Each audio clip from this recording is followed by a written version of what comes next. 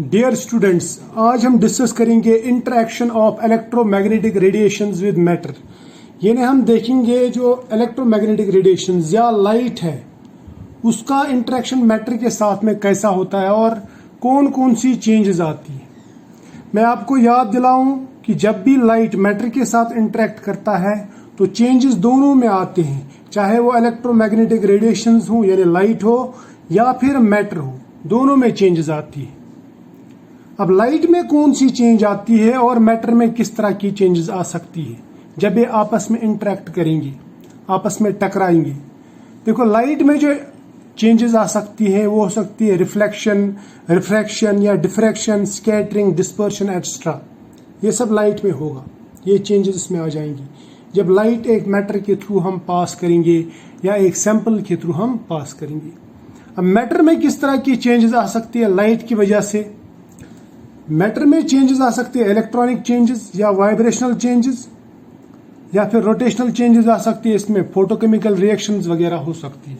ठीक है, तो यानी अगर मैटर और लाइट आपस में इंटरेक्ट करते हैं तो ये एक दूसरे के अंदर चेंजेस लाते हैं। यानी मैटर की वजह से लाइट में चेंज आ सकता है और लाइट की वजह से मैटर में चेंज आ सकता है।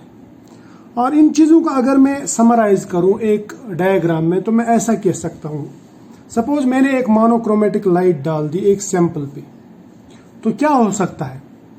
देखो, ये मोनोक्रोमेटिक लाइट है, मान लीजिए इसका फ्रीक्वेंसी है V0 या VO बोलूंगा मैं, V ओरिजिनल। इसकी इंटेंसिटी है IO और इसकी वेवलेंथ है ये। तो चेंजेस इसमें भी आ सकती है, चेंजेस इसमें भी आ सकती है, चेंजेस इसमें भी आ सकती है और सैंपल में भी चेंजेस आ सकती है। और ये सभी चेंजेस हम एक एक करके डिस्कस भी करेंगे, लेकिन सबसे पहले हम इनको यहाँ पे समराइज करेंगे। इस डायग्राम में देखेंगे कि ये चेंजेस किस किस तरह से हो सकती है। देखिए, मान लीजिए एक मोनोक्रोमेटिक लाइट सोर्स है, यहाँ से लाइट निकल गई। लाइट निकलने के बाद में जब ये सैंपल के साथ टकराती है तो यहाँ पे ये लाइट वापस भी आ सकती है, यानी रिफ्लेक्ट हो सकती है, या लाइट सीधी पास हो सकती है, ट्रांसमिट हो सकती है विदाउट एनी इंटरेक्शन, या लाइट एब्जॉर्ब भी होगा। एब्जॉर्ब का मतलब क्या होता है कि मान लीजिए हमने यहाँ से 8 रेज डाल दी, 8 फोटॉन्स डाल दिए, 8 में से यहाँ पे 4 एब्जॉर्ब हुए या 4 यहाँ पे गायब हो गए और 4 ही बाहर निकल गए। उससे क्या फर्क पड़ेगा? उससे ये फर्क पड़ेगा जो इंटेंसिटी होगी लाइट की वो कम होगी, क्योंकि अब नंबर ऑफ रेज जो बाहर आ रही हैं वो कम आ रही हैं। तो इसका मतलब ये हुआ कि कुछ रेज यहाँ पे एब्जॉर्ब, और जो रेज एब्जॉर्ब होती है उनकी वजह से मैटर में चेंज आती है, सैंपल में चेंजेस आ सकती है। जो एब्जॉर्ब नहीं होंगी रेज वो चेंजेस नहीं ला सकती, जो रिफ्लेक्ट होगी वो चेंज नहीं ला सकती है, वो कोई भी चेंज नहीं लाएगा इस सैंपल में या मैटर में। ठीक है, यानी इसका मतलब एब्जॉर्प्शन के दौरान क्या होता है, ओरिजिनल इंटेंसिटी जो है, ओरिजिनल लाइट की जो इंटेंसिटी है वो कम हो जाती है। यानी इसका मतलब यहाँ से जो लाइट निकलती है, ट्रांसमिट जो लाइट होती है, उसकी इंटेंसिटी ओरिजिनल इंटेंसिटी से कम हो जाती है और फ्रीक्वेंसी वैसी की वैसी रह जाती है। फ्रीक्वेंसी चेंज नहीं होती, फ्रीक्वेंसी सेम रहती है, सिर्फ नंबर ऑफ फोटॉन्स कम हो जाते हैं जो यहाँ पे एब्जॉर्ब होते हैं। या ऐसा भी हो सकता है कि सैंपल ने इस लाइट में से कुछ लाइट पहले एब्जॉर्ब की और उसके बाद में उनको वापस इमिट कर दिया। मान लीजिए एक सब्सटेंस, एक मॉलिक्यूल है, ये एटम है, इसके ऊपर लाइट पड़ गई, इसके इलेक्ट्रॉन्स एक्साइट हुए from ground state to excite state और कुछ देर के बाद में वापस आ गए और इन्होंने ये लाइट वापस दे दिया। तो ये लाइट जो वापस दिया इन्होंने, ये लाइट कम फ्रीक्वेंसी का भी हो सकता है, यानी ओरिजिनल फ्रीक्वेंसी से कम फ्रीक्वेंसी हो सकती है या ओरिजिनल फ्रीक्वेंसी से ज्यादा फ्रीक्वेंसी भी हो सकती है। अगर फ्रीक्वेंसी कम हुई, यानी ये जो वापस जो लाइट इसने दी एब्जॉर्ब करने के बाद में जब ये लाइट वापस दे दी, अगर इसकी फ्रीक्वेंसी कम हो गई तो हमें मिल सकता है या तो फ्लोरेसेंस या फिर फॉस्फोरेसेंस, जो मैं आपको डिटेल में आगे भी बताऊंगा कैसे होता है। तो फ्रीक्वेंसी कम तो इसका मतलब ये फ्लोरेसेंस होगा या फॉस्फोरेसेंस। और दूसरा ये ऐसा भी हो सकता है कि फ्रीक्वेंसी सेम हो, यानी यहां से जो लाइट आई इसने इस लाइट को स्कैटर किया यानी वापस दे दिया, परपेंडिकुलर डायरेक्शन में दे दिया, दूसरी डायरेक्शन में दे दिया, लेकिन फ्रीक्वेंसी चेंज नहीं हुई। यानी जो ओरिजिनल लाइट की फ्रीक्वेंसी है, जो ओरिजिनल लाइट की एनर्जी है, वही एनर्जी इस स्कैटर्ड लाइट की भी है। तो अगर ऐसा हुआ तो हम इसको कहते हैं रैलिंग स्कैटरिंग। अब ऐसा भी होता है कभी कभी कि लाइट हमने डाल दी, उसकी एनर्जी यहाँ पे, या फ्रीक्वेंसी बोलूंगा मैं, फ्रीक्वेंसी यहाँ पे चेंज हो जाती है, यानी वो बढ़ जाती है या कम हो जाती है। यानी सैंपल के थ्रू पास होने के बाद में या सैंपल से वापस निकलने के बाद में जो फ्रीक्वेंसी हमें मिलेगी वो हमें या तो कम मिलेगी ओरिजिनल फ्रीक्वेंसी से, या फिर उससे ज्यादा मिलेगी। तो उस तरह की जो स्कैटरिंग होगी, यानी अगर ऐसा स्कैटरिंग होता है तो हम उसको कहते हैं रमन स्कैटरिंग। क्या कहते हैं? रमन स्कैटरिंग। समझ में आया? यानी यहाँ पे स्कैटरिंग भी हो सकती है, यहाँ पे फ्लोरेसेंस भी हो सकता है, या यहाँ पे फॉस्फोरेसेंस भी हो सकता है। ठीक है, अब ये सब चीजें जो ना मैं आपको ये अगले पेजेस पे डिटेल में बताऊंगा। ठीक है, अब इन चीजों को हम डिटेल में यहाँ पे देखते हैं, इन डिटेल में बताऊंगा।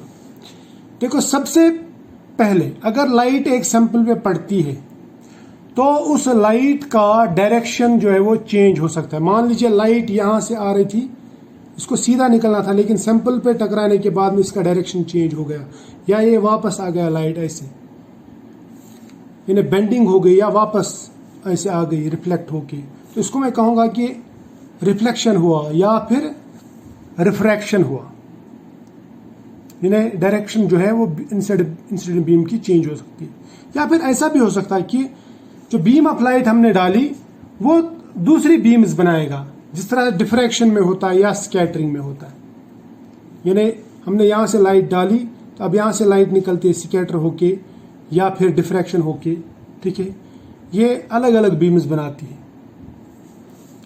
अब ऐसा भी हो सकता है कि तीसरा, हमने लाइट डाल दी और मॉलिक्यूल्स यहाँ पे बड़े बड़े थे, जैसे कोलाइड्स वगैरह या प्रोटीन्स हैं, उनके ऊपर जब हमने लाइट डाल दी तो इसने लाइट को स्कैटर किया। और स्कैटरिंग कैसे होती है? इस लाइट की वजह से अगर मॉलिक्यूल में पोलराइजेशन हो जाए, यानी लाइट इसके इलेक्ट्रॉन क्लाउड के साथ में इंटरेक्ट करे, इसको पोलराइज करे, पोलराइज करने के बाद में इस मॉलिक्यूल का अगर डिपोलराइजेशन होता है, यानी ये पहले लाइट एब्जॉर्ब करता है, पोलराइज होता है, फिर वापस लाइट देता है, यानी वापस डिपोलराइज होता है, ऐसा भी हो सकता है। तो उस सूरत में क्या होगा? ये लाइट देगा लेकिन इस डायरेक्शन में नहीं, बल्कि ये ऐसे परपेंडिकुलर डायरेक्शन में वापस स्कैटर करेगा इस लाइट को। तो स्कैटरिंग हमारे पास में दो तरह की है, एक है रैलिंग स्कैटरिंग और दूसरी है रमन स्कैटरिंग। रैलिंग स्कैटरिंग में क्या होता है, जो हमने ओरिजिनल फ्रीक्वेंसी यूज की थी, हमें ये लाइट भी उसी फ्रीक्वेंसी का मिल जाएगा। रमन में क्या होता है? रमन स्कैटरिंग में या रमन स्पेक्ट्रोस्कोपी जिसे आप कहते हैं, वहां पे ये जो स्कैटर्ड लाइट है इसकी फ्रीक्वेंसी या तो बढ़ जाती है या फिर कम हो जाती है।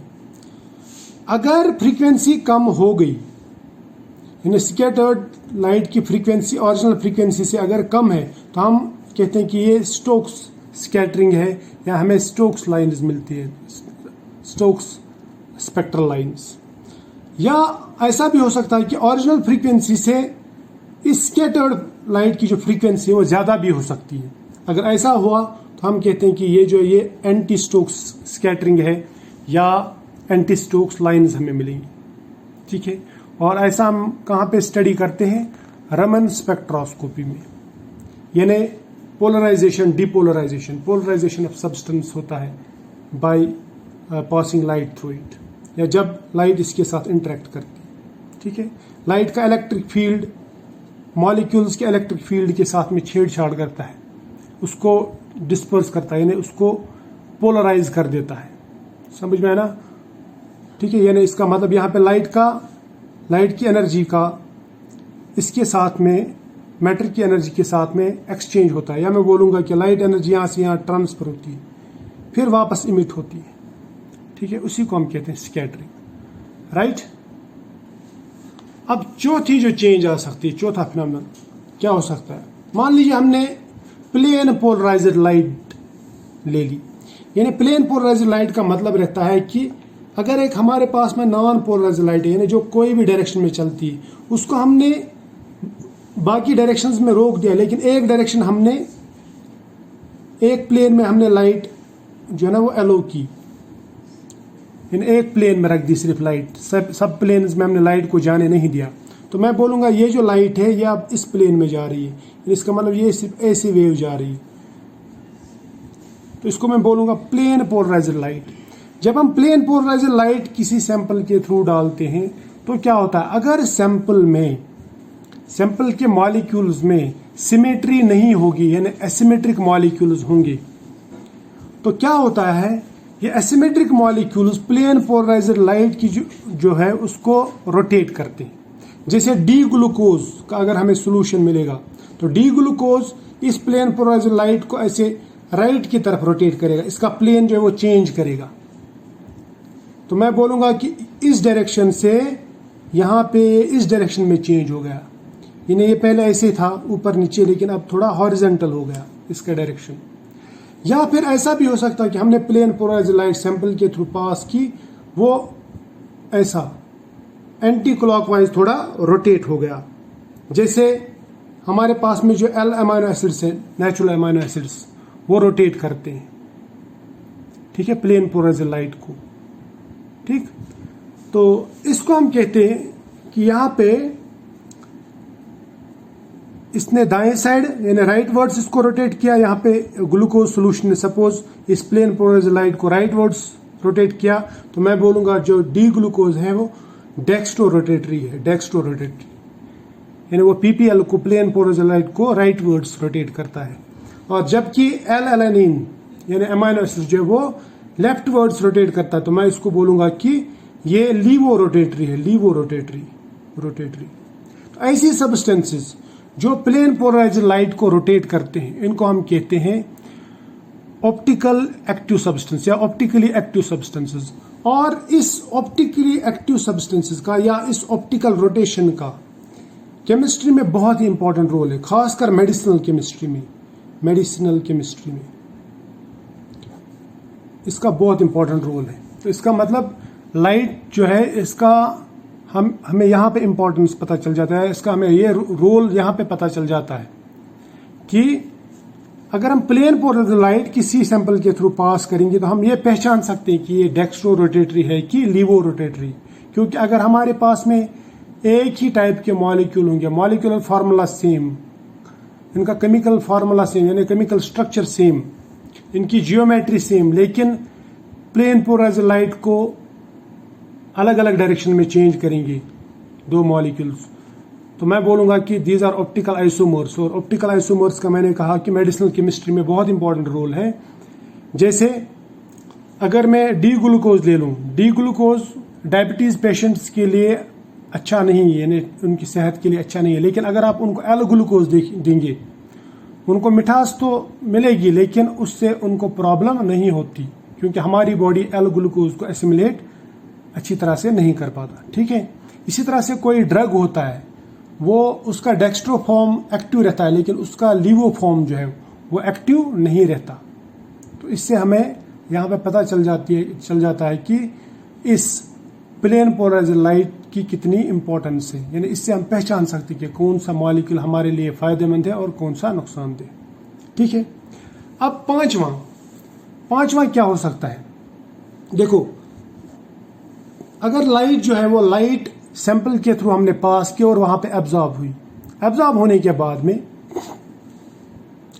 वो लाइट वापस भी मिल सकती है in the form of fluorescence या in the form of phosphorescence या in the form of photochemical reaction, यानी लाइट एब्जॉर्ब की मॉलिक्यूल ने लेकिन उसने उस लाइट की एनर्जी को यूज किया for some chemical reaction, that reaction is called photochemical reaction. या सैंपल ने लाइट एब्जॉर्ब की लेकिन वो एनर्जी जब वापस देता है वो लाइट के फॉर्म में वापस नहीं देता, वो देता है हीट के फॉर्म में, यहाँ यानी वहां पे जो थर्मल चेंजेस आ सकती है। इसी तरह से लाइट एब्जॉर्ब करने के बाद में मॉलिक्यूल्स में कुछ चेंजेस आ सकती हैं, जो चेंजेस हम स्टडी कर सकते हैं, वो पहचान सकते हैं हम वो चेंजेस, उससे हमें स्पेक्ट्रोस्कोपी में मदद मिलता है या हमें स्पेक्ट्रम मिल सकता है, जिस तरह इमिशन स्पेक्ट्रम, एब्जॉर्प्शन स्पेक्ट्रम, ये सब चीजें मिल सकती है। इसको भी हम डिटेल में इन सभी चीजों को डिस्कस करेंगे अभी। तो सबसे पहले लेते हैं यहाँ पे फ्लोरेसेंस। फ्लोरेसेंस में क्या होता है, मान लीजिए हमने लाइट एक सैंपल पे डाल दी और ये सैंपल जो ये फ्लोरेसेंट सब्सटेंस है, यानी जो फ्लोरेसेंस दिखाने वाला सब्सटेंस है, क्या होता है कि लाइट इसके इलेक्ट्रॉन्स को एक्साइट करता है और इलेक्ट्रॉन ग्राउंड स्टेट से एक्साइटेड स्टेट में चला जाता है। ठीक है, उसके बाद में कुछ एनर्जी लूज करता है और कुछ एनर्जी लूज करने के बाद में वापस अपने ग्राउंड स्टेट में आ जाता है। क्लियर? यानी कुछ एनर्जी लूज करता है in the form of heat या in the form of vibration में बोलूंगा, और बाकी एनर्जी ये वापस देता है in the form of light. ठीक, अब इसकी जो फ्रीक्वेंसी होगी वो ज्यादा होगी, इस लाइट की जो फ्रीक्वेंसी होगी वो कम होगी, क्योंकि इस लाइट की फ्रीक्वेंसी इतनी है कि ये इलेक्ट्रॉन को यहां से यहां ले जाता है, यानी इतनी एनर्जी है, इसकी एनर्जी इतनी है, इतनी एनर्जी। लेकिन जो इमिट इसने वापस लाइट किया उसकी एनर्जी सिर्फ इतनी है, यानी कम एनर्जी मिलेगी हमें वापस। और ये कितनी देर में होता है? ये होता है 10⁻⁻8 सेकंड्स। यानी लाइट एब्जॉर्ब भी करता है और कुछ देर के बाद में दूसरी लाइट वापस इमिट भी करता है। इसको हम कहते हैं फ्लोरेसेंस। क्या कहते हैं? फ्लोरेसेंस। बात समझ में आना? ये तुरंत प्रोसेस है। अब ऐसा भी हो सकता है कि इलेक्ट्रॉन एक्साइट हो और एक्साइटेड स्टेट में चला जाए और फिर वहीं से डायरेक्ट वापस भी आ जाए, ऐसा भी हो सकता है। ये भी फ्लोरेसेंस है, लेकिन इसको हम कहते हैं रेजोनेंस फ्लोरेसेंस। क्या कहते हैं? Resonance fluorescence. यानी रेजोनेंस फ्लोरेसेंस में फ्रीक्वेंसी जो है चेंज नहीं होती है। क्लियर? शाबाश। अब फॉस्फोरेसेंस क्या है? फॉस्फोरेसेंस का मतलब होता है, मान लीजिए इसको मैं बोलूंगा कि ये डिलेड इमिशन है या डिलेड टाइप ऑफ फ्लोरेसेंस है। इसमें इलेक्ट्रॉन ग्राउंड स्टेट से एक्साइट स्टेट में चला जाता है। ठीक है, इलेक्ट्रॉन। लेकिन इसमें होता क्या है कि इलेक्ट्रॉन जब यहां से यहां जंप करता है तो फिर ये मान लीजिए यहां से इसका स्पिन ये था, यहां पे ये स्पिन था, कुछ देर के बाद में इसका स्पिन चेंज हो जाता है। यानी यहाँ पे प्लस हाफ स्पिन था और यहाँ पे माइनस हाफ स्पिन है। जब ये यहाँ से यहाँ वापस आने की कोशिश करता है तो इसको पहले ये स्पिन वापस चेंज करना पड़ता है, यानी उल्टा करना पड़ता है, समरसॉल्ट करना पड़ता है। इसको स्पिन पहले इलेक्ट्रॉन का स्पिन वापस ऐसे करना पड़ेगा, तब ये वापस यहाँ पे जंप कर सकता है, और इस दौरान थोड़ा सा टाइम लग जाता है। तो इसका मतलब ये लाइट जब एब्जॉर्ब करता है उसके बाद में कुछ यहाँ पे ये स्पिन के साथ में खेलता है, उसके बाद में कुछ देर के बाद में ये वापस ये लाइट इमिट करता है। ठीक है, मैं बोलूंगा कि यहाँ पे इमिशन तो होता है लेकिन डिलेड इमिशन होता है। इस डिलेड इमिशन को हम कहते हैं फॉस्फोरेसेंस। क्या कहते हैं? फॉस्फोरेसेंस। ठीक, अब और एक भी चीज हो सकती है लाइट के साथ में। सपोज लाइट का फोटोन एक सब्सटेंस ने एब्जॉर्ब किया, वो सब्सटेंस एक्साइट हुआ, यानी उसका इलेक्ट्रॉन ग्राउंड स्टेट से एक्साइट स्टेट में चला गया, लेकिन इसने जो लाइट की जो एनर्जी एब्जॉर्ब की थी उस एनर्जी को ये वापस नहीं देता, बल्कि क्या करता, वो यूज करता अपने लिए, अपनी केमिकल रिएक्शन के लिए। और ये सब्सटेंस एक मैं बोलूंगा ए से बी में कन्वर्ट हो जाता है, यानी एक मॉलिक्यूल से दूसरे मॉलिक्यूल में कन्वर्ट हो जाता है। क्लियर?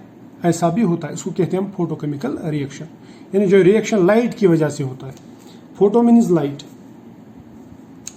और ऐसा भी हो सकता है कि ये लाइट जो ये हीट में कन्वर्ट हो जाए, यानी मॉलिक्यूल ने लाइट एब्जॉर्ब की या एटम ने लाइट एब्जॉर्ब की, इसके इलेक्ट्रॉन्स एक्साइट हुए या मॉलिक्यूल एक्साइट हुआ, from ground state to excite state, यानी यहां से यहां। लेकिन जब ये वापस आता है मॉलिक्यूल अपने ग्राउंड स्टेट में, तो इसके पास में जो एक्स्ट्रा एनर्जी जो इसने लाइट से छीन ली थी, वो एनर्जी ये इन द फॉर्म ऑफ हीट देता है। हीट देता है, यानी लाइट की जो एनर्जी वो हीट में कन्वर्ट हो जाती है। क्लियर? शाबाश। अब लास्ट पे बताऊंगा मैं, लास्ट पे क्या हो सकता है। और एक चीज जो हो सकती है लाइट के साथ में, वो है स्पेक्ट्रोस्कोपी। देखो, हमारे पास में लाइट रेडिएशंस डिफरेंट तरह की होती है। जैसे हमारे पास में माइक्रोवेव्स हैं या यूवी विजिबल है, विजिबल लाइट है, आईआर है या माइक्रोवेव्स है। तो यूवी विजिबल लाइट से इलेक्ट्रॉनिक एक्साइटेशन होता है, ठीक, या आईआर से वाइब्रेशनल चेंजेस आती है मॉलिक्यूल में, वाइब्रेशनल एक्साइटेशन, और माइक्रोवेव से रोटेशनल चेंजेस आती है, रोटेशनल चेंजेस। इस तरह से रेडियो वेव्स में प्रोटॉन का स्पिन चेंज होता है। ठीक है, तो मान लीजिए एक मॉलिक्यूल है उसकी इलेक्ट्रॉनिक एनर्जी लेवल या वाइब्रेशनल एनर्जी लेवल्स की एनर्जी या रोटेशनल एनर्जी लेवल्स की एनर्जी लाइट की एनर्जी से मैच कर जाती है। तो उससे क्या होगा, उससे मैटर और लाइट के बीच में जो है यहाँ पे एनर्जी एक्सचेंज हो सकता है, क्योंकि एनर्जी मैच हो रही है। तो यहाँ पे एनर्जी यहाँ से यहाँ भी जा सकती है, यहाँ से यहाँ भी जा सकती है, ठीक है। और इस दौरान क्या होगा, इस दौरान या तो एब्जॉर्प्शन ऑफ लाइट होगा या फिर इमिशन ऑफ लाइट होगा। अब अगर एब्जॉर्प्शन होगा तब भी हमें पता चलेगा कि कौन सी रेडिएशन एब्जॉर्ब हुई, अगर इमिशन होगा तब भी हमें पता चलेगा कि कितनी एनर्जी की रेडिएशन इमिट हुई। अब ये जो एब्जॉर्प्शन और इमिशन है, ये कितनी एनर्जी का एब्जॉर्प्शन होता है या कितनी एनर्जी का इमिशन होता है, उससे हमें क्या पता चल जाता है, उससे हमें पता चल जाता है कि मॉलिक्यूल्स में किस तरह की एनर्जी लेवल्स हैं। यानी हमें मॉलिक्यूल का स्ट्रक्चर पता चल जाता है, मॉलिक्यूल का जो स्ट्रक्चर है वो पता चल जाता है, उसकी एनर्जी पता चल जाती है, उसका नेचर पता चल जाता है। और ये इंटरेक्शन जब हम स्टडी करते हैं स्पेक्ट्रोस्कोपी में, तो हमें एक स्पेक्ट्रम मिलता है। उस स्पेक्ट्रम को जब हम एनालाइज करते हैं तो हमें मॉलिक्यूल के बारे में इंफॉर्मेशन मिल जाती है। And this study of interaction of electromagnetic radiations with matter is called spectroscopy. और स्पेक्ट्रोस्कोपी हमें बहुत सारी इंफॉर्मेशन देती है मॉलिक्यूलर स्ट्रक्चर के बारे में, एटॉमिक स्ट्रक्चर के बारे में, ठीक है। तो इसका मतलब ये हुआ कि जब हम लाइट किसी सैंपल पर डालते हैं तो उसमें बहुत तरह की इंटरेक्शंस हो सकती है, जो मैंने अभी आपको बताई। उसमें फास्फोरेसेंस, फ्लोरेसेंस हो सकता है, स्पेक्ट्रोस्कोपी उससे हम स्टडी कर सकते हैं। और इसके साथ साथ में डिफ्रैक्शन, रिफ्रैक्शन वगैरह ये सब चीज़ें हो सकती है।